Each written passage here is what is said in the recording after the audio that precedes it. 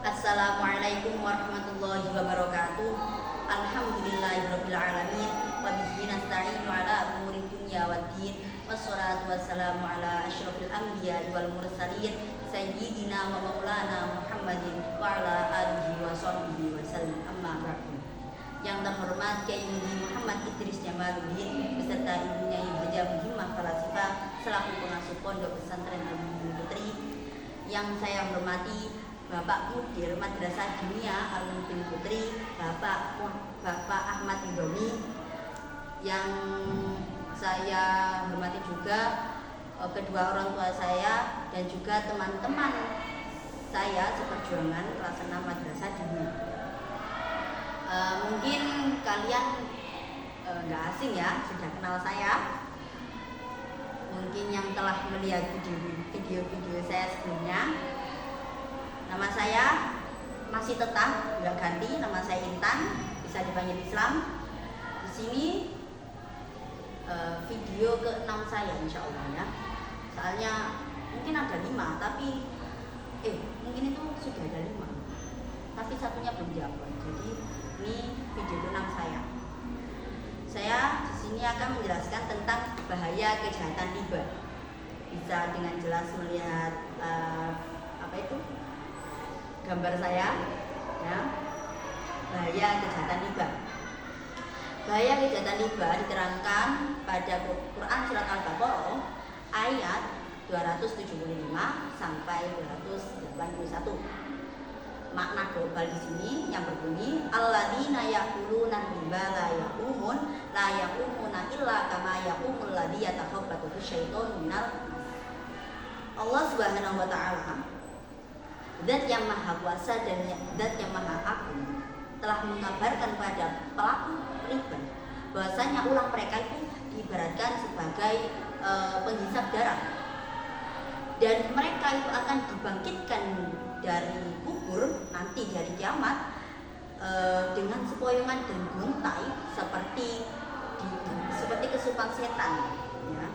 Dia tidak bisa berjalan dengan tegak karena kesupan setan itu. Dan lika bi annahum qalu innamal bai'u mithlur riba. Mereka berkata bahwasanya riba itu loh sama dengan jual beli. Kenapa kok diharamkan gitu?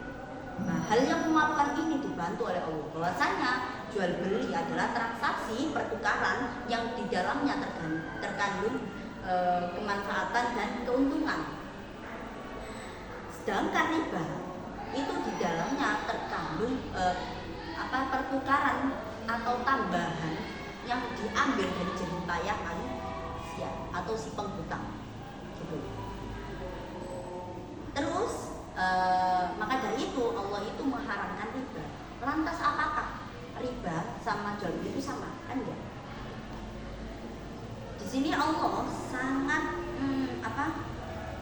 Allah mengabarkan pada pelaku, pada seluruh manusia. Faman ja'ahu mau'idatun min rabbih fantaha falahu ma salaf. Allah mengabarkan bahwasanya barang siapa yang telah datang ayat-ayat Al-Qur'an yang memerintahkan bahwasanya larangan riba telah sampai padanya, kok dia itu telah berhenti dari melakukan riba, maka Allah akan mengampuninya. Dan menghapus dosa-dosa yang telah ia lakukan itu, yakni riba. Ternyata sebaliknya, barang siapa yang telah datang kok dia masih melakukan riba, maka dia akan disiksa di api neraka. Dia akan kekal di neraka jahanam.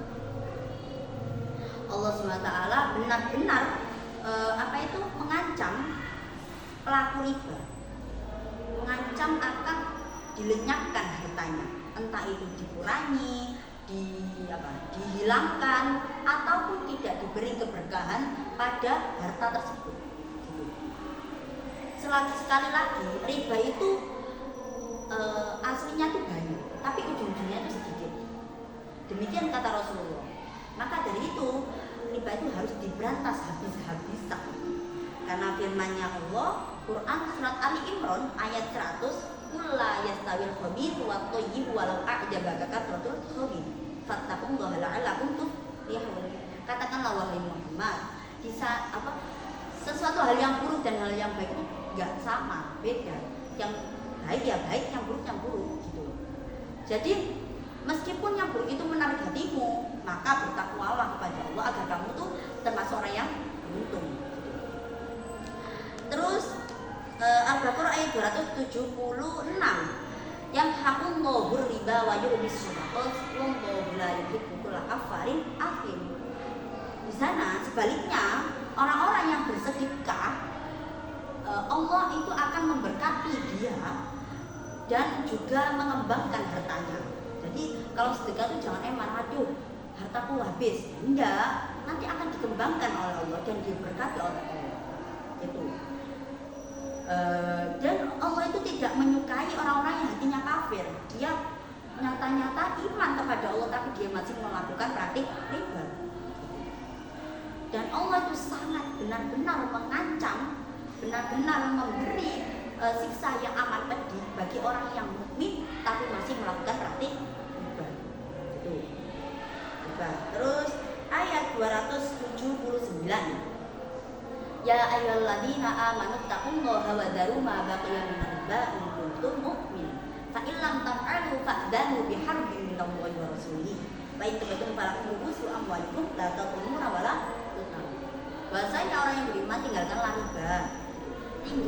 riba. Karena apa? Riba dan iman itu tidak bisa bersatu. Riba sama iman itu tidak bisa bersatu. Maka dari itu, kalau kamu masih iman kok masih melakukan riba, maka siaplah biharbin minallahi wa rasulih. Allah dan Rasulnya akan memerangi. Demikian, jadi itu kayak tegas gitu. Terus asbabun nuzul. Di sini asbabun nuzul, Al-Abbas dan Khalid bin Walid pada zaman jahiliyah, dua orang tersebut itu berfungsi melakukan praktik riba, meminjamkan uang dengan praktik riba pada Bani Thaqif. Setelah Islam datang dan ayat riba itu, mereka itu masih mempunyai sisa riba yang sangat jumlahnya banyak. Lalu turunlah ayat 278. Ya ayyuhalladzina amanu taqullaha wa dharu ma baqiya minal riba in kuntum mu'minin. Bahasanya orang yang beriman, tinggalkanlah riba.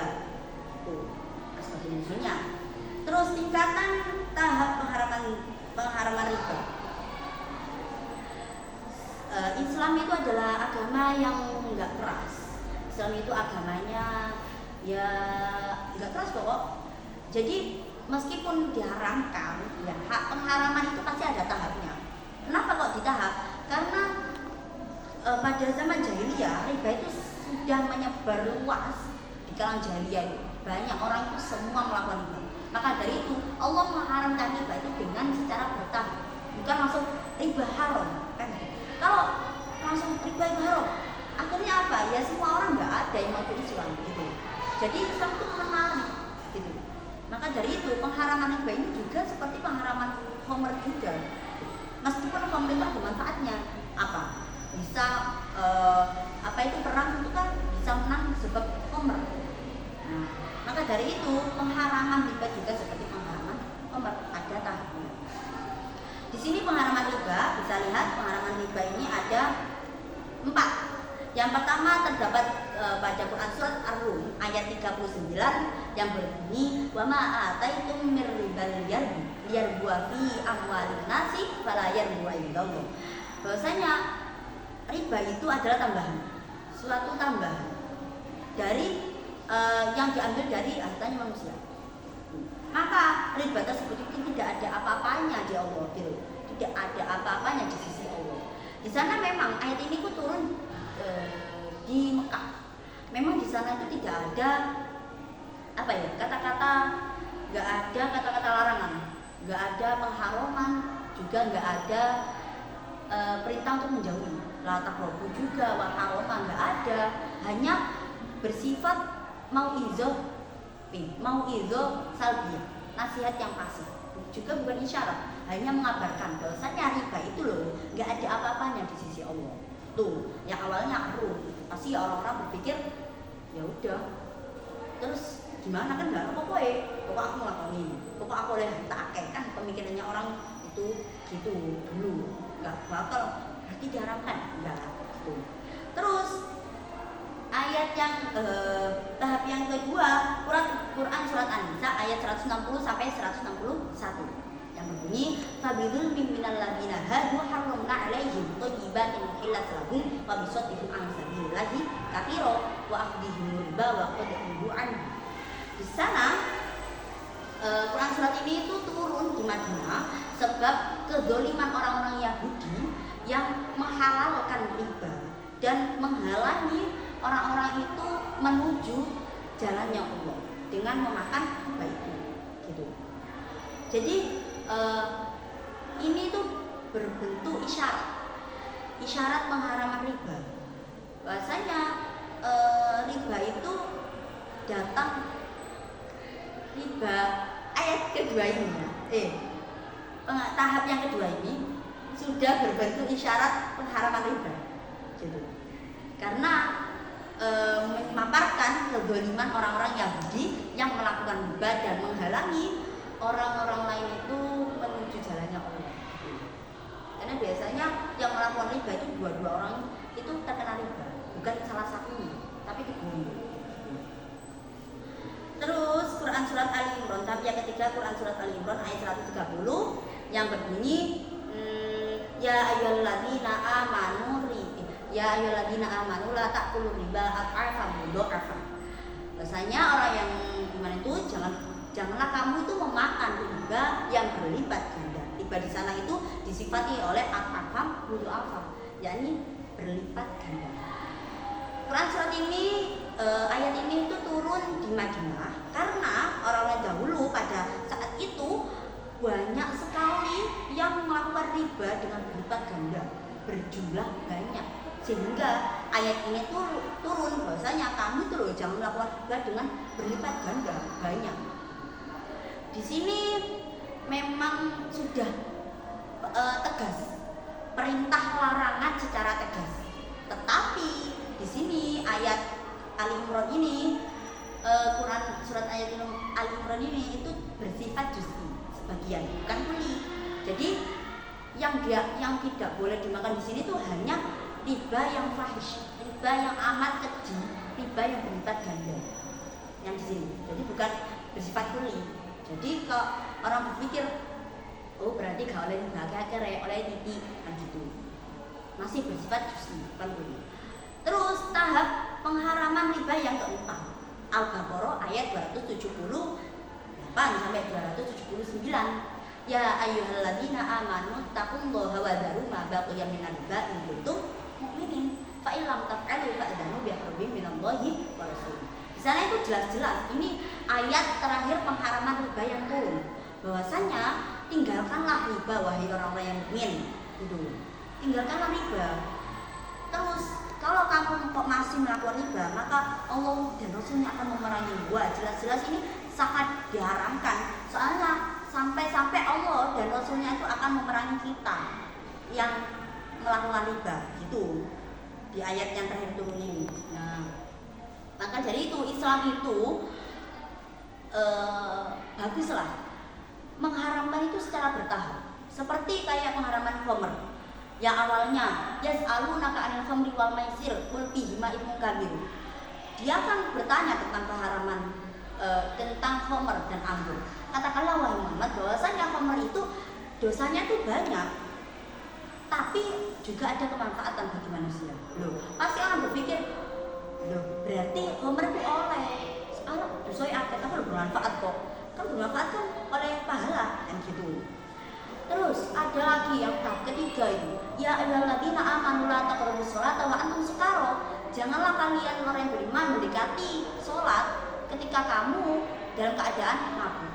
Berarti kan pemikirannya, oh berarti kalau mau sholat itu jangan minum khamr kan gitu. Aslinya kan harusnya berpikir, wah sholat kan hukumnya wajib, kok sampai ada yang menghalangi sholat, berarti kan itu merupakan keharaman. Oh berarti kan khamr itu haram. Nah, harusnya tuh berpikir kayak gitu. Terus yang terakhir itu apa apa ini? Ya mau ada garaman homer yang terakhir itu. Saya lupa. Ya, pokok ada. Gitu. Pengharaman homer itu juga ada 4, riba juga ada 4. Lanjut ke kandungan hukum.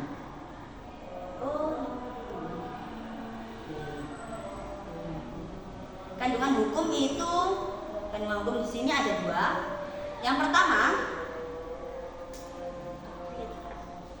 pertama itu riba yang disyariatkan, riba yang diharamkan dalam syariat Islam itu apa sih? Riba apa saja? Yang pertama itu riba nasi'ah. Yang kedua itu riba fadl. Riba nasi'ah. Riba nasi'ah itu adalah riba di sini ya. Keterangan A ini riba nasi'ah. Riba nasi'ah itu adalah penyerahan uang harta pada seseorang dengan jumlah yang tertentu dan masa tempo yang tertentu. Nah, misalkan apabila waktunya telah habis masa tempo peminjaman kok dia belum membayar, maka dia akan diberi waktu dan disuruh menambah uang. Itu riba nasi'ah.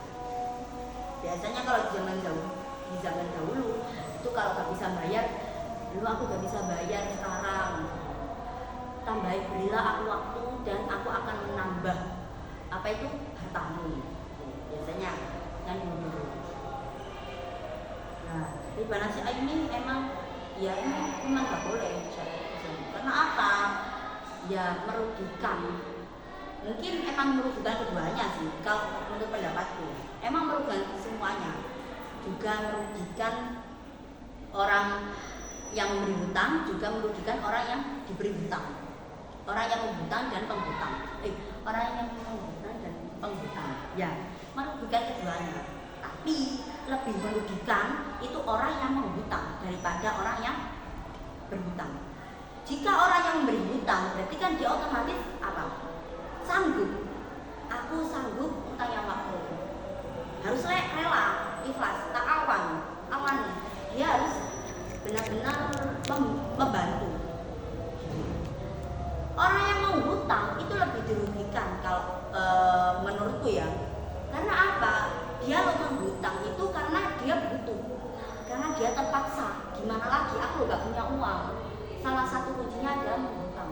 Gitu.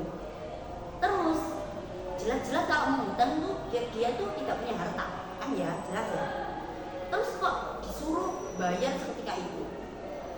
Nah, disuruh bayar seketika itu, ketepaan orang yang menghutang itu tidak punya uang. Terus gimana? Ya mungkin emang dua-duanya itu dirugikan, tapi menurutku lebih dirugikan orang yang menghutang. Karena apa? Dia menghutang itu karena butuh. Gitu. Sedangkan kalau orang yang menghutang itu harusnya berpikir dulu. Aku lah nilai, berarti aku tuh sanggup lah gue itu belum dibayar. Maksudnya dalam tahap hari bakal luwih lah gitu. Harusnya gitu kalau menurutku ya. Terus yang riba fadl itu adalah kayak padi 1 kilogram itu ditukar dengan padi 2 kilogram. Nah, jenis yang sama tapi dalam takaran yang berbeda. Nah, itu riba fadl. Jadi sesuatu yang ditakar dan ditimbang itu termasuk riba fadl. Jadi misalnya minyak ditukar dengan minyak dengan takaran yang berbeda. Nah, itu juga termasuk riba. Itu haram. Beda lagi kalau gandum ditukar dengan beras dalam takaran yang berbeda, itu boleh. Itu bukan riba. Karena gandum dan beras itu jenis yang sama. Jenis yang beda. Terus kandungan hukum yang kedua adalah bolehkah riba yang sedikit, halalkan riba yang sedikit, dan apa yang dimaksud dengan lipat ganda pada Quran surat Al-Imran ayat 130. Pendapat yang imannya itu lemah mengatakan bahwasanya riba yang diharamkan adalah riba yang fahish. yakni riba yang sangat-sangat amat banyak dan sampai lipat ganda gitu. Karena dia itu berdalil pada Quran surat Al-Imran. Apa kok ini riba yang banyak sampai bertujuan untuk mencekik lehernya manusia. Jadi kayak memeras gitu. Nah, berdalil di Quran surat Al-Imran ayat 130. Ya ayyuhalladzina amanu la ta'kulu riba adhafan mudha'afan. Di sana loh yang diterangkan bahwasanya yang diharamkan itu loh riba yang adhafan mudha'afan, berlipat ganda. Nah, katanya sih. Akhirnya pendapat itu disanggah oleh 3 sanggahan. Yang pertama, riba di ayat itu loh, adhafan mudha'afan itu bukan merupakan syarat riba haram dan juga bukan merupakan ikatan bahwasanya riba yang diharapkan itu adalah riba yang adhafan mudha'afan saja. Enggak. Tuh. Karena apa? Itu merupakan waqi'atul ain.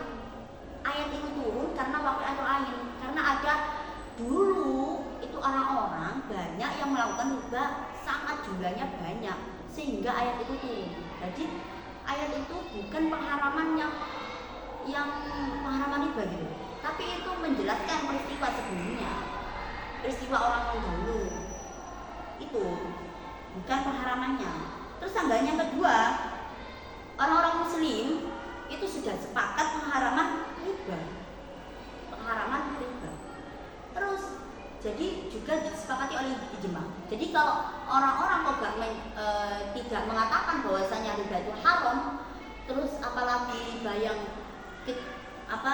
sedikit itu tidak haram, berarti orang itu bodoh, menyalahi ijma gitu. Karena apa? Riba sedikit itu diharamkan karena bisa mendekati ke banyak. Ya. Kenapa? Ya kan kita ya, kalau kita melakukan riba sedikit ya, akhirnya kita tuh ketagihan. Wah, enak. Ternyata oleh berakhir. Akhirnya ketagihan sampai riba itu sampai banyak. Nah, mendekati keharaman. Jadi mending ya nggak usah riba gitu. Terus yang ketiga, kenapa kok berdalil 130 Quran surat Al-Imran ayat 130? Kenapa kok dibuat dalil pengharaman riba? Kok kenapa enggak 270 berapa itu? 75 tadi yang saya terangkan awal, alladzina yaquluna riba la yaqumuna illa kama yaqulu alladzi yataqabbatu syaitanu minal mas. Di sana kan ya ada wa ahallallahu riba. Dzalika bi annahum qalu innamal bai'u mithlu riba wa ahallallahu bai'a wa harrama riba. Wa ahallallahu bai'a.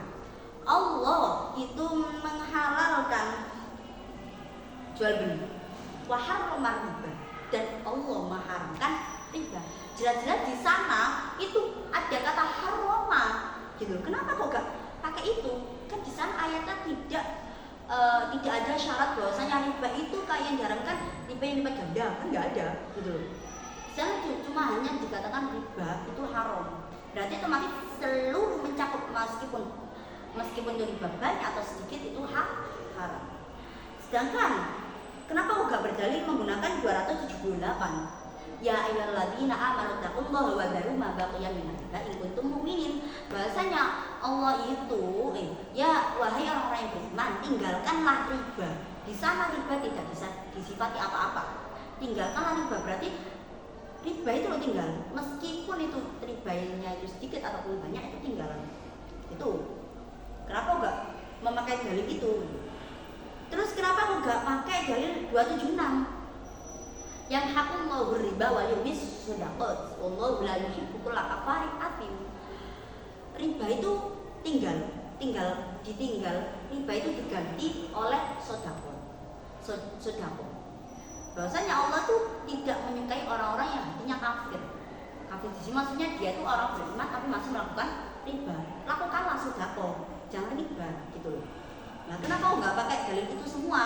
Kenapa kok harus memakai dalil 130 Quran surat Al-Imran? Karena itu kan waktu atul ain menjelaskan peristiwa-peristiwa pada zaman jahiliyah, bukan yang untuk sekarang. Bahwa riba itu haramnya itu lipat ganda. Jadi kesimpulannya riba itu meskipun banyak ataupun sedikit itu tetap haram. Riba itu haram meskipun banyak atau sedikit. Nah, terus riba itu dapat mempengaruhi jiwa kita, mempengaruhi masyarakat, mempengaruhi ekonomi. Jiwa itu karena kayak kita itu terobsesi dengan harta sampai gila mungkin ya bisa. Terus kayak mempengaruhi masyarakat, kita merugikan orang lain, memeras harta orang lain. Terus riba itu mempengaruhi ekonomi, karena tadi yang diterangkan bahwasanya Allah akan melenyapkan harta-harta pelaku riba, entah itu mengurangi, tidak memberi keberkahan. Nah, semoga kita itu dilindungi oleh Allah. Semoga kita selalu senantiasa dijauhi dari sesuatu yang diharamkan Allah. Maka dari itu kita tuh harus selalu bertakwa kepada Allah agar kita itu dijauhi dari hal-hal yang diharamkan Allah. Nah, jadi jangan lupa kita selalu bertakwa kepada Allah ya. Cukup sekian. Apabila ada kesalahan kata mungkin ya emang banyak, bukan kayaknya banyak deh. Ya mungkin ada banyak kata yang salah atau kurang sopan, mohon dimaafkan. Nah, ini semoga bermanfaat apa yang saya jelaskan dan semoga mengena di hati sampean, di hati sampean-sampean melihat, karena bahwasanya ini sangat-sangat ekstrim riba itu harusnya dijauhi karena banyak masih ada di dunia ini yang masih melakukan riba. Sekali lagi semoga bermanfaat. Akhirul kalam, saya Intan Faikatul Islam mohon undur diri. Wassalamualaikum